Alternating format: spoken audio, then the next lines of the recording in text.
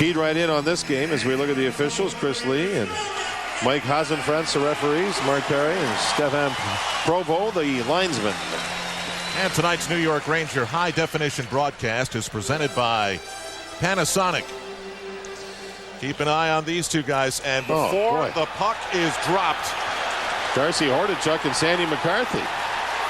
Where does this come from, John? They've only played one game this year. I have no idea. I think Hordichuk wanted to start something to get his team into this thing, and McCarthy obliged him. This is a team that on the road, oh boy, there's a right. Hordichuk, and here comes McCarthy. Hordichuk has just got his head down throwing. Here comes McCarthy with uppercuts. Wham. Oh, man. McCarthy looks bloody on the left side of his head. Well, he took a couple, but then he ended up coming back, and he dropped Hordichuk. The kid wanted to go, and he ended up getting dropped. McCarthy going, what did this thing start for? And I'll tell you what, from my point of view, the Rangers are playing an inferior team here, and I think for the Rangers, as their fans are into this, 3 seconds into the game, the Ranger fans are fired up, and I think the Rangers team will be fired up.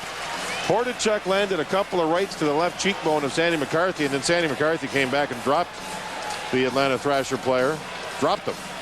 Well, this has to be more inspired by Atlanta, desperate for a win, don't you? Oh, absolutely. Slager gave them, another defenseman gave them some fire in their last game, which was at home. They lost 7 in a row on the road, went home for 1, tied the game, and look, way on the other side of the ice. They had discussions and discussed that they were going to go. So you know what? You get it over with. You don't not go and then have it fester all game long. You just got it over with. It's over on the left side here. They each get 5 minutes, and we'll see where this takes us, what road it takes you down, Al.